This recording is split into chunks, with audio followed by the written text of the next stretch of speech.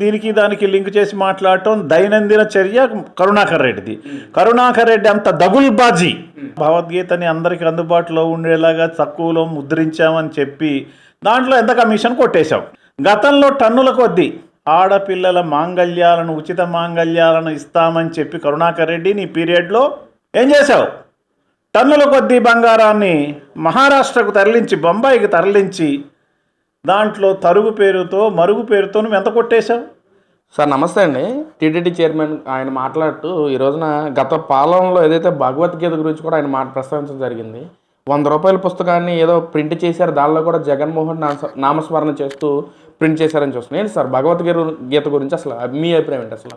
నమస్కారం అండి. Sir, YSRCP party అనేది అధికారంలో ఉన్నప్పుడు ఒకలాగా, అధికారంలో లేనప్పుడు ఒకలాగా యాక్ట్ చేయటం అనేది దానికి సర్వసాధారణం. ఇప్పుడు భగవద్గీత అంటే సుమారు 700 పైచిలుకు శ్లోకాలతో ఒక బృహత్తరమైనటువంటి ఒక హిందూ సమాజానికి ఒక భక్తి పారవస్యాన్ని కలిగించేటటువంటి భగవద్గీతని ఒక ఏదో తనకు నచ్చినట్టుగా తూతూ మంత్రంగా భగవద్గీతని అందరికీ అందుబాటులో ఉండేలాగా తక్కువలో ముద్రించామని చెప్పి దాంట్లో ఎంత కమిషన్ కొట్టేశాం.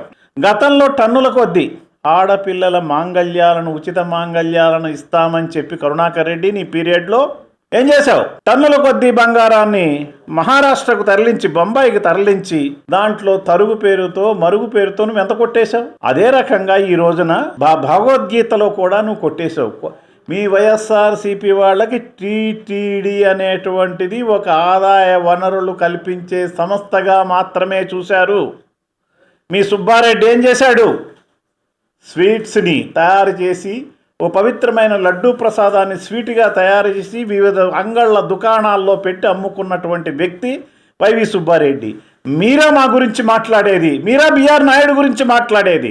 ఏమనుకుంటున్నారు మీరు? ఇక ఎంతకాలం ఈ రకంగా మీరు ప్రజలను మోసం చేయాలనుకుంటున్నారు? అసెంబ్లీలో అచ్చెన్నాయుడు గారు అడిగితే మీరు ఏ మతమో ఏ కులమో చెప్పలేకపోయారు. అటువంటి మీరా మాతో మాట్లాడేది? ఇవన్నీ కూడా వైఎస్ఆర్సీపీ మాట్లాడేటటువంటి బూటకు డైలాగుల్ని, బూటకు మాటల్ని అన్నీ వాపస్ తీసుకోవాలని నేను డిమాండ్ చేస్తాను. సార్, మరి ఏదైతే అసలు తిరుమల తిరుపతి దేవస్థానం అంటే ప్రతి మనిషికి కూడా ఒక భక్తిభావం కలిగి అవుతుంది. మరి గత పాలకులేమో శ్రీవాణి టికెట్ పేరుతో కూడా మేము దళారీ వ్యవస్థ మొత్తం రద్దు చేసి సరైన పద్ధతిలో టికెట్లు అందించామని చెప్పి మాట్లాడుతున్నారు సార్. మరి దాని గురించి మీ అభిప్రాయం ఏంటి అసలు? సో ఇప్పుడు అది మీరే చెప్పారు కదా, టికెట్లు దళారీ వ్యవస్థ అనేటువంటిది అది క్రియేట్ చేసిందే, డైరెక్ట్గా దళారీ వ్యవస్థకి లైసెన్స్ ఇచ్చిందే వైఎస్ఆర్సీపీ పార్టీ. శ్రీవాణి పేరుతో నువ్వు వచ్చిన డబ్బులంతా ఏం చేసావు? దానికి లెక్క ఉందా? జమ ఉందా? ఆదా ఉందా? ఎందుకు టీటీడీ నుంచి నువ్వు టికెట్లు అమ్మలేదు? శ్రీవాణి ట్రస్ట్ ఎందుకు పెట్టావు? పారదర్శకత ఎక్కడుంది నీకు? ఎందుకు మాట్లాడుతున్నావు నువ్వు? అసలు ఈ రోజున హిందూ సంప్రదాయం బ్రతుకుందంటే దానికి కారణం జగన్మోహన్ రెడ్డి అంటున్నారు సార్. మరేంటి? నవ్వాలో ఏడవాలో తెలవనటువంటి పరిస్థితిలో హిందుత్వాన్ని కాపాడుతున్న జగన్మోహన్ రెడ్డి ముక్కు పూసుకుని 3 చెరువులు నీళ్లు తాగిచ్చి అదేది గంగా నదిలోన, యమునా నదిలోన 3 ములకలేసి వచ్చిన జగన్మోహన్ రెడ్డి హిందూ మతాన్ని కాపాడుతానంటే రైట్, కాపాడండి. నేను హిందూ మతాన్ని, హిందుత్వాన్ని నువ్వు రా, ఓపెన్గా రా, నువ్వు హిందుత్వాన్ని నేను హిందువునని చెప్పుకో. నువ్వు కేవలం డిక్లరేషన్ మీదే నేను ఈ యొక్క దేవాలయ యొక్క ఇది నిన్ను నమ్ముతాను, ఈ దేవాలయాన్ని, ఈ దేవుణ్ణి నమ్ముతానని ఇవ్వలేని డిక్లరేషన్ నువ్వు హిందుత్వాన్ని కాపాడుతానని చెబితే ఎవడయ్యా నమ్మేది? ఏమండి, నువ్వు డిక్లరేషన్ ఇవ్వలేవు. శ్రీవారి కొండకొచ్చి జై జగన్ అనిపించుకుంటావు నువ్వు. అటువంటి నువ్వు డిక్లరేషన్ ఇవ్వలే, నువ్వు ఎక్కడ హిందూ మతాన్ని కాపాడుతావు? నీ చెప్పుకునేవాళ్ళు, నీ తాబేదారులు, నీ వెనకాతలు ఫాలో అయ్యేవాళ్ళు పొద్దున మాట, మధ్యాహ్నం మాట, రాత్రి ఒక మాట. మీ యొక్క వైవి సుబ్బారెడ్డి భార్య గారు చేతిలో బైబిల్ పట్టుకు తిరిగింది నువ్వు టీటీడీ చైర్మన్గా ఉండగా.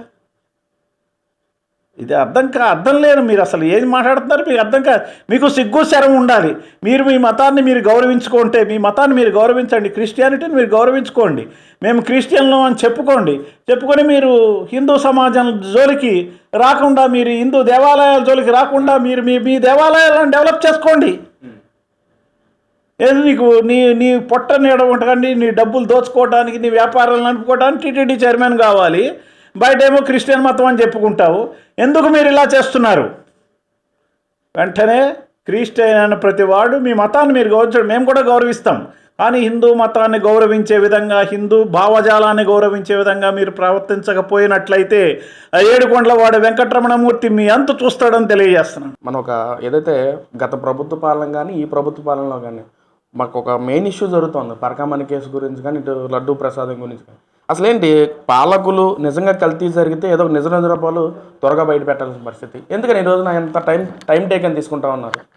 పరకామణి కేసులో ప్రతిపక్షం తన యొక్క అశక్తతను ప్రభుత్వం మీద చూపించడం కోసం వాళ్ళు టైంలో జరిగినటువంటి పరకామణి దొంగతనాలన్నీ అన్నిసార్లు జరుగుతాయనేటువంటి ఒక దురాలోచనతో వాళ్ళు ఎగ్నెస్ట్గా మాట్లాడటం జరుగుతోంది. సో అది కానీ కల్తీ నెయ్యి విషయంలో కానీ గతంలో ఎన్డీడీబీ అనేటటువంటి స్వతంత్ర ప్రతిపత్తి కలిగినటువంటి సంస్థ ఇచ్చిన రిపోర్ట్స్ని ఏదైతే ఉందో ఆ రిపోర్ట్స్లో రసాయనాలతో పాటు జంతు కొవ్వు పదార్థం కూడా కలిసిందనేటువంటి విషయాన్ని చెప్పడం జరిగింది. ఆ తర్వాత సిట్ రిపోర్ట్ ఏదైతే ఉందో సిట్ రిపోర్ట్లో కూడా బాత్రూంలో కడిగే రసాయనాలను కూడా మేళవించి ఈ యొక్క కృత్రిమమైనటువంటి నెయ్యిని తయారు చేయటం జరిగినటువంటి విషయాన్ని కూడా చెప్పడం జరిగింది. ఇవి 36 మంది మీద సిట్ ఇన్వెస్టిగేషన్ రిపోర్ట్లో 36 మంది దీంట్లో ఇన్వాల్వ్ అయ్యారనేటువంటి విషయాన్ని తెలియజేయటం జరిగింది. దీని మీద పూర్తి స్థాయిలో ఇంకా ఏ కోణంలోన మరి పూర్తి స్థాయి న్యాయం జరగాలని చెప్పి ఈ మధ్యనే ఏకసభ్య కమిషన్ దివాకర్ రావు గారితో వేయటం జరిగింది. అది ఆల్రెడీ గత వారం రోజుల నుంచి యాక్షన్లో ఉంది. తిరుపతి కేంద్రంగా ఈ యొక్క కల్తీ నెయ్యి మీద మరి ఇతరత్ర టీటీడీలో జరుగుతున్నటువంటి అవాంఛనీయ సంఘటనల మీద ప్రత్యేకమైనటువంటి దర్యాప్తు జరిపి త్వరలో రిపోర్ట్ ఇవ్వాలని చెప్పి ప్రభుత్వం ఆదేశించడం జరిగింది. సో దాన్ని తీసుకుని ఆ రిపోర్ట్ వచ్చిన వెంటనే బాధ్యులైన వారి అందరి మీద పూర్తి స్థాయిలో చర్యలు తీసుకోవటం జరుగుతుందని సందర్భం తెలియజేస్తారు. ఒక పక్కన గత పాలకులేమో అసలు కల్తీ జరగలేదు, అంటే కల్తీ జరిగిన ఈ ప్రభుత్వ పాలకులే ఉన్నారు కాబట్టి వాళ్ళు ఇంకా నత్తనడకనే జరుపుతూ ఉన్నారు, అన్నీ కూడా ఇన్వెస్టిగేషన్ కూడా అని చెప్పి అంటూ ఉన్నారు. మరి ఇది వాళ్ళ యొక్క ప్రచారం మాత్రమే. అందరి మీద ఎప్పుడైతే ఇన్వాల్వ్ అయ్యారో తప్పులు చేశారో వాళ్ళందరి మీద యాక్షన్ తీసుకోవటం 100% జరుగుతుంది. ఈ యొక్క రిపోర్ట్ రాగానే దాని మీదకి అనుగుణంగా రిపోర్ట్స్కి సంబంధించినటువంటి వ్యవహారం అన్నింటిని తీసుకుని వారు బాధ్యులైనటువంటి వాళ్ళు తప్పు చేయటానికి ఇన్వాల్వ్ అయ్యి బాధ్యులైనటువంటి వాళ్ళందరి మీద శిక్ష తీసుకోవటం, చర్యలు తీసుకోవటం జరుగుతుంది. అంటే ఇది చంద్రబాబు కానీ ఇటు పవన్ కళ్యాణ్ మొత్తం కూటమి నాయకులంతా ఒక రాజకీయం కోసమే చేస్తున్నారు, ఒక పెద్ద కుంభకోణం చేశారు వీళ్ళంతా కలిసి అంటా ఉన్నారు. సార్ మరి ఏంటి? సరే, మీకు అందరికీ తెలుసు చంద్రబాబు నాయుడు గారికి కానీ కూటమి ప్రభుత్వం భారతీయ జనతా పార్టీ జనసేనకు కానీ ఈ రాష్ట్రాన్ని ఎలా కాపాడాలి, ప్రతి పేదవాడు ఎలా బాగుండాలి, బిలో ది పవర్టీ లేకుండా ఎలా జీవించాలి, వీళ్ళందరికీ ఉన్నతమైనటువంటి జీవనాన్ని కలిగించాలి, హ్యాపీనెస్ ఇండెక్స్ కలిగించాలి అనేటువంటి ఆలోచనతో మాత్రమే ఈ ప్రభుత్వం పనిచేస్తుంది. నాడు జగన్మోహన్ రెడ్డి ప్రభుత్వం ఎప్పుడు డిస్ట్రక్షన్ చేయటం, ఏది కూలగొడదాం, ఎలా చేద్దాం, పేదల సంపాదన ఎలా దోచుకు తినేద్దాం, ఇటువంటి ఆలోచనలతో నాడు జగన్మోహన్ రెడ్డి ప్రభుత్వం పనిచేసింది. ఇప్పుడు అదే వాళ్ళు ఎలా పనిచేశారో ఎదుటి వాళ్ళు కూడా అలాగే పనిచేస్తారు అనుకునేటువంటి తప్పుడు ఆలోచనతో వైఎస్ఆర్సీపీ పార్టీ పనిచేస్తుంది. అంటే ఈ రోజున భూమన కరుణాకర్ రెడ్డి కూడా ఆయన కూడా ప్రెస్ మీట్లో మాట్లాడుతూ ఏదైతే తిరుమల తిరుపతి దేవస్థానానికి నెయ్యి సరఫరా చేస్తుందో ఆ ట్యాంకర్ కూడా ఈ రోజున బోల్తా పడిన విషయం మనం చూస్తున్నాం. అదే తరుణంలో ఆయన మాట్లాడుతూ ఈ రోజున వెంకన్న స్వామి మీ అందరికి ఒక ఆర్డర్ ఇచ్చారు, ఇంకెప్పటికైనా మీ కల్తీ రాజకీయ లాపని చెప్పి ఆయన మాట్లాడుతారు. ఏ సార్ ఎలా చూడొచ్చు అంటారు? భూమన కరుణాకర్ రెడ్డి ఇట్ సెల్ఫ్ ఏ కల్తీ మ్యాన్. పొద్దున్నేమో నేను నాస్తికుడిని అంటాడు, రాత్రేమో హిందూ దేవుళ్ళతో పూజలు చేయించుకుంటాడు, మళ్ళీ వేరే వెళ్ళి శిలో వేసుకుని ప్రార్థనలు చేస్తాడు. అతను అటువంటి కల్తీ మ్యాన్ మాట్లాడేదానికి విలువే ఉంటుంది. అది నెయ్యి లారీ బోల్తా పడిందంటే యాదృచ్ఛికంగా జరిగి ఉండొచ్చు అది. సో దాని గురించి దానికి లింక్ చేసి మాట్లాడటం దైనందిన చర్య కరుణాకర్ రెడ్డిది. కరుణాకర్ రెడ్డి అంత దగుల్బాజీ ఈ రాష్ట్రంలో మరొకడు లేడు. హిందూ దేవాలయానికి, ప్రపంచ ప్రఖ్యాతిగాంచిన హిందూ దేవాలయానికి ఒక నాస్తికుడు, ఒక క్రిస్టియన్గా ద్వంద్వ వైఖరి అవలంబించేటటువంటి వ్యక్తి చైర్మన్గా రావటమే దురదృష్టం. అటువంటి వ్యక్తి మాట్లాడే మాటలకు విలువే లేదు. మరి ఈ రోజున టీటీడీ చైర్మన్ ఎవరైతే బిఆర్ నాయుడు మీద కూడా చాలా ఎలిగేషన్స్ వస్తున్నాం. మరి దాన్ని పరిగణలోకి తీసుకుని వైసీపీ నాయకులు అతను ఈ రోజున రాజీనామా చేయాలని చెప్పి కూడా మాట్లాడుతున్నారు. సరే ఏంటి, ఎలా చూడొచ్చు అంటారు?